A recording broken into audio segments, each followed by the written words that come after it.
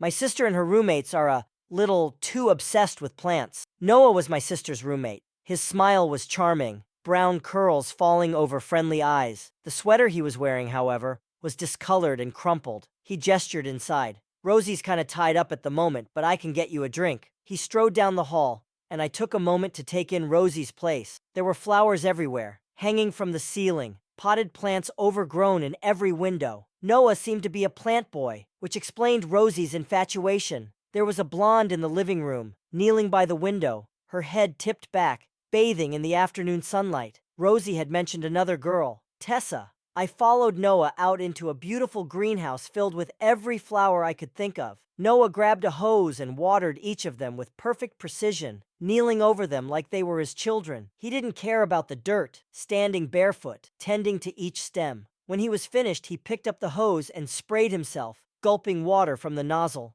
I noticed the crown of daisies entangled in his curls. No wonder Rosie was obsessed. I asked for a bathroom, and when he directed me with his finger, I headed down the hallway. I found myself pushing through tangled vines and flowers, physically blocking the door. I glimpsed a pink flower starting to bloom, contorting and expanding before it opened up. I was already backing away when a human face, a familiar face, sprouted through the writhing petals. Rosie. I saw her bulging stomach first, greedy vines wrapped around it, but my sister was dead. Her lips were gray, writhing vines of green spider webbing across her face, yet the thing in her stomach was moving, bulging, stretching her skin. She wasn't the only one. There was a guy too, his body mutilated, hollowed out and filled with plants. I was paralyzed when something sharp entered the back of my head. It was moving around. I could feel it forcing its way through my skull. I'm glad you're here. Noah's voice came from behind me as a second vine protruded through my skull. When he stepped in front of me, his right eye contorted and bloomed, a bright pink flower taking its place. I could see this thing coming alive, not just in around us, in rustling leaves like they were laughing. Noah's skin was moving, tiny flowers blooming from his spine, entangled and rooted in the bone. The vines inside my head squeezed tighter, and like it was a hive mind, the thing wrapped around his head chittered, like it was delighted. There was a brief moment when his hands came up, clawing at the greenery sprouting from his skull, before they fell limp.